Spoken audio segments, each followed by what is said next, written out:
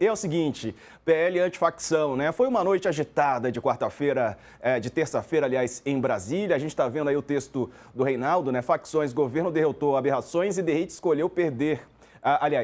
Derrotou aberrações de Derrite e escolheu perder votação. Estava vendo agora há pouco uma entrevista do Haddad, né? O ministro da Fazenda disse que o projeto de lei asfixia a Polícia Federal, tira dinheiro da Receita e enfraquece operações. Será que dá para reverter isso no Senado, o Reinaldo? Olha, vamos ver, né? Vamos ver, já falamos disso. É difícil. Quer dizer, dá para reverter no Senado, dá para fazer uma outra votação no Senado e eu acho que o governo até consegue ganhar no Senado.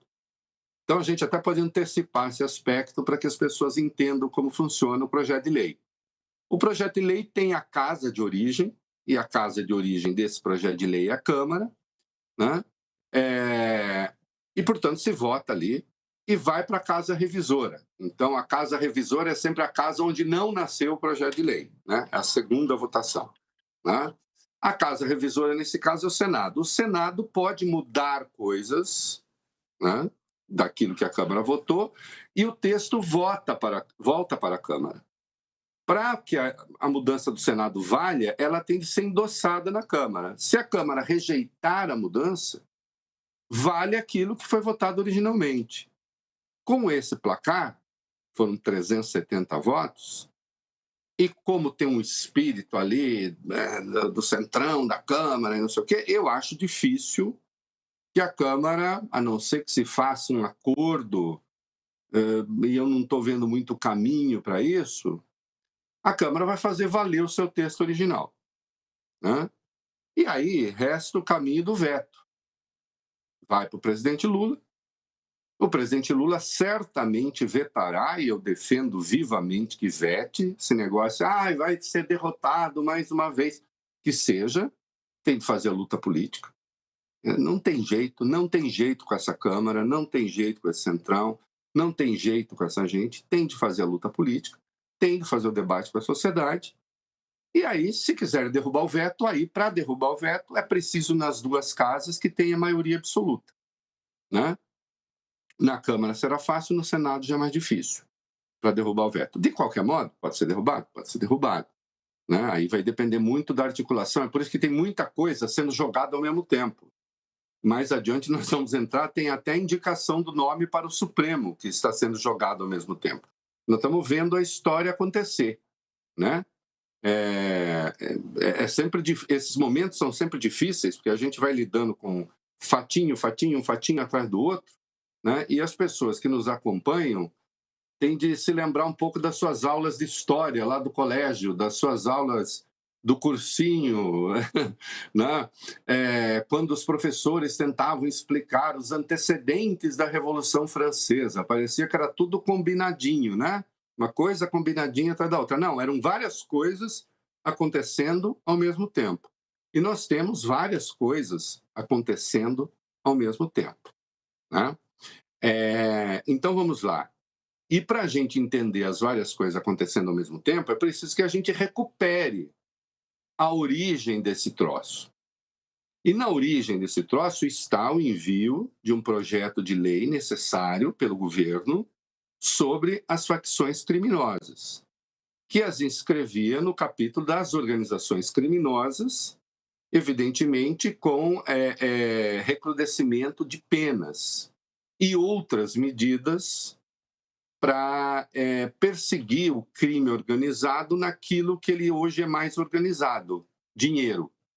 Né? Lembrando e insistindo que tráfico de droga, esse negócio, aquela fileira de mortos lá, de que tanto se orgulha o governador do Rio de Janeiro, Cláudio Castro, o tráfico hoje é a coisa menos importante que faz o crime organizado. O crime organizado hoje, de verdade, o crime organizado realmente organizado, ele lida com lavagem de dinheiro, lavagem de ativos, né? Das mais variadas coisas. Tráfico de drogas, certamente, tráfico de arma, garimpo ilegal, sonegação brutal de impostos, enfim, tem de tudo. Né? Então, esse foi o objetivo. E assim se estruturaram hoje as facções. Né? Então, Comando Vermelho não se limita a comandar presídio e fazer tráfico de droga, nem o PCC, né? Nós já vimos, no Rio eles chegaram ao asfalto, aqui em São Paulo chegaram a Faria Lima. Então é isso que tem que ser perseguido. E essa gente também encontrou as suas conexões políticas. Hum? Existem políticos envolvidos. Existem políticos envolvidos nas franjas. Não estou dizendo assim, o cara vai lá negociar com o Marcola. Não é assim que acontece. Nas franjas do crime organizado, o crime organizado encontrou políticos.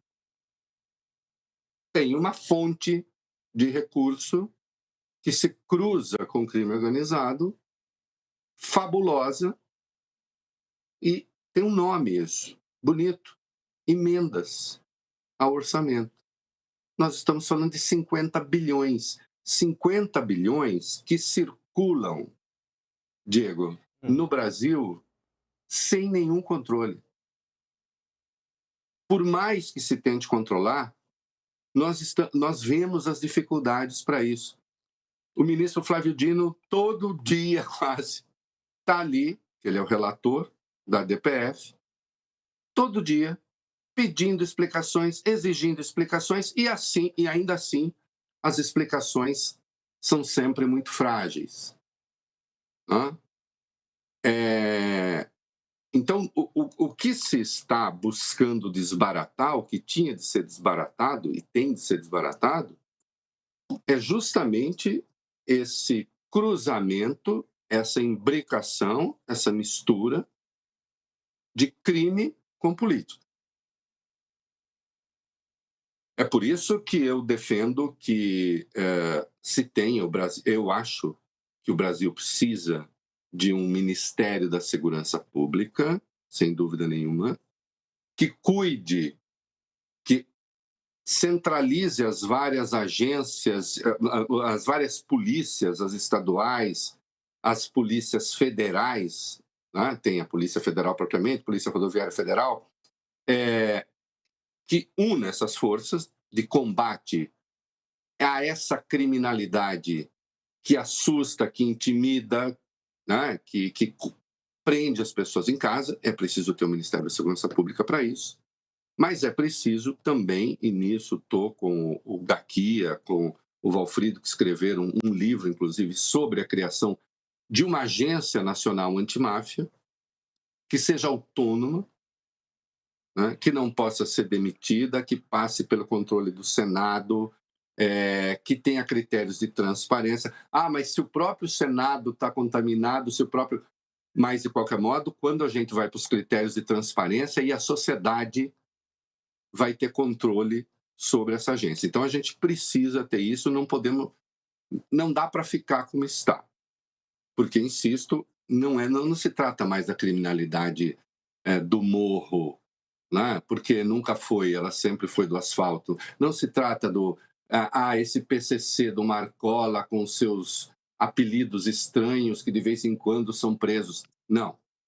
A coisa é muito mais sofisticada.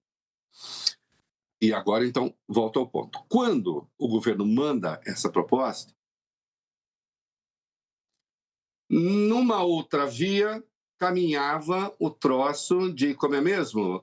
Vamos considerar as facções terroristas, e aí com foco especial nas áreas pobres dominadas pelo crime, que têm de ser libertadas, eu não estou negando. Claro que tem de ser.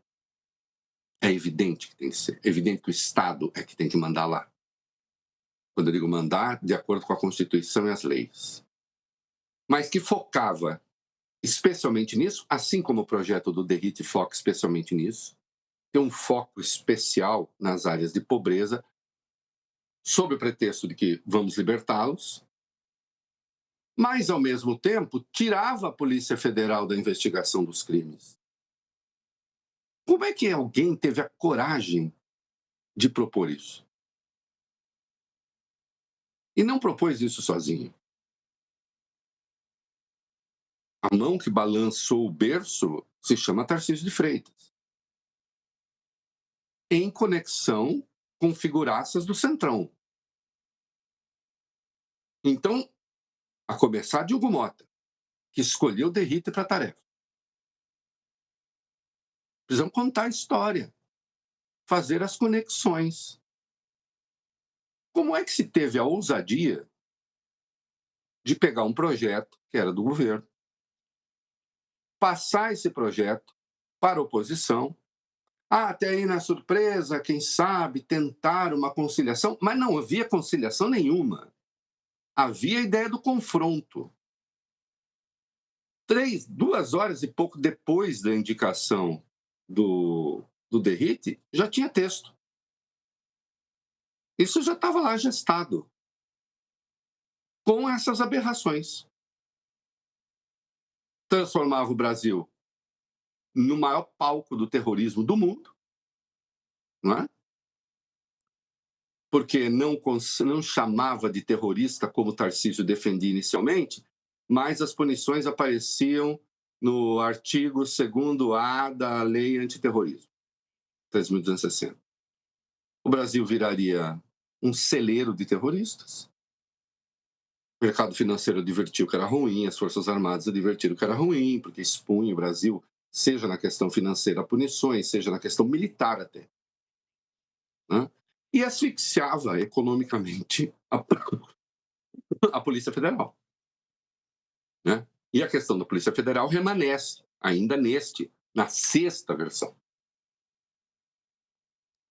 Tanto era um negócio maluco, teratológico, que em 11 dias apareceram 6 versões do texto.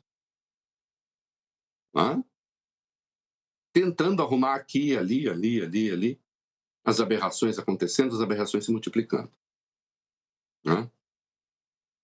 Então, o governo teve a primeira vitória importante, essencial, que eu afirmo no texto hoje, que foi tirar essa história do terrorismo, então não está mais lá na lei antiterrorista, acabou com esse negócio de tirar a Polícia Federal da investigação, porque na prática acabava com o sigilo das operações da PF, né? Na versão 1, tinha que pedir autorização para o governador. Não, na versão 1, o governador tinha de pedir. Na versão 2, tinha de pedir autorização. Depois ele tirou isso. Subestimava o papel do Ministério Público na apuração, né? Que hoje no Ministério Público ele tem o poder de investigação policial, ele não precisa pedir isso para ninguém. Ali virava uma coisa relativizada. Era uma loucura aquilo. Bom, o Derrite foi mexendo, e aí chegou essa 6ª versão, que foi votada ontem, de afogadilho, ninguém nem conhecia o texto direito. Né? E há problemas muito graves ali. Por exemplo, esse crime de domínio social estruturado ou da organização criminosa, gente, desculpa, da organização criminosa ultraviolenta, diabo é isso? Isso só vai favorecer disputa judicial. Porque a organização criminosa desse bandido, ela é só do tipo violenta ou ela é do tipo ultraviolenta? Quando é que ela é ultraviolenta?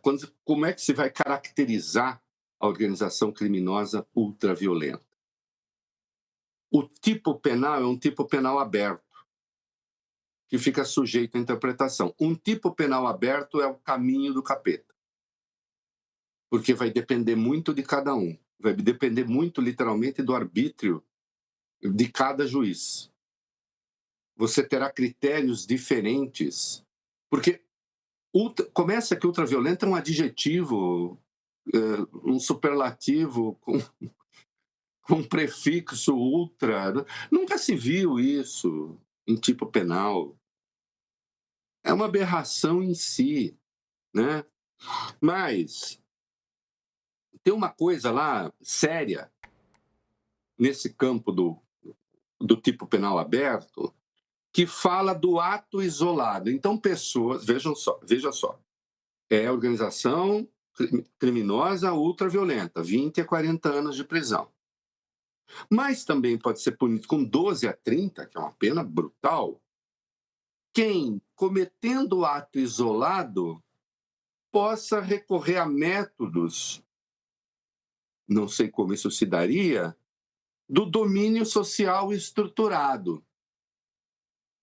Isso aqui, para criminalizar um movimento de protesto, é um passo. Um passo.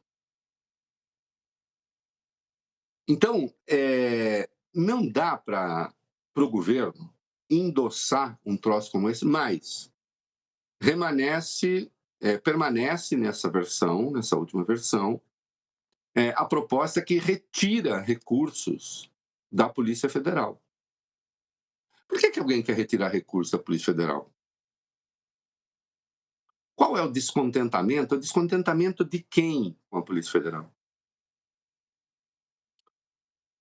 E aí se faz o debate. Bom, se o governo ganhou no essencial, e ganhou, porque tirou o negócio do terrorismo, porque tirou o negócio que isolava a Polícia Federal, por que o governo não pegou essa vitória, não comemorou, e disse, derrotamos o Derrite, e não vamos dar a eles a vitória, já que o Mota endossou o texto, o Centrão está com eles.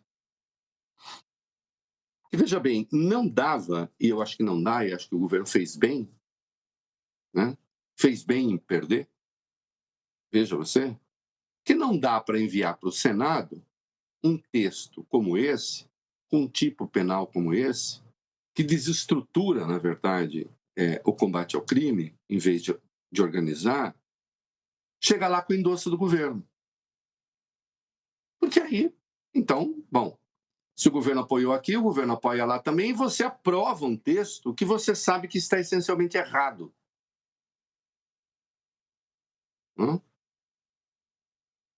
Então o governo falou, bom, houve a vitória no essencial de mudança em mudança, é por isso que o Mota fala, o Derrite, veja como ele negociou com todo mundo, que pessoa, não negociou com ninguém.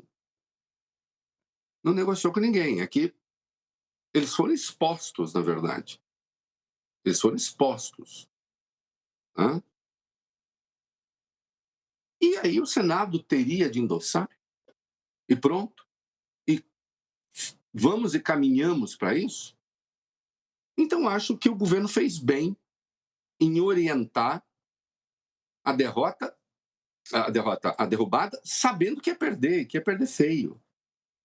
Houve votos da esquerda, um dos 9 votos do PCdoB, 16 dos 17 do PDT, 7 dos 16 do PSB com uma abstenção, um de 4 do PV com uma abstenção, um de 3 da Rede com uma abstenção. Houve votos, inclusive, da esquerda. Minoritários, mas houve. Né? Num projeto ruim. Aí o Mota diz, mas eu impedi a questão do terrorismo. Bom, só faltava. Até porque é inconstitucional. Né? E ainda acho que o texto tem problemas que podem esbarrar em direitos fundamentais. Né? Então, Centrão, ruralistas apoiando, porque estão vendo também uma brecha para eventualmente criminalizar MST. Não foi feito. A origem disso, quando se passou para a mão de Derrite, do Centrão, de Tarcísio, a origem, evidentemente, não era e não é combater crime organizado, era proteger maganos do Centrão.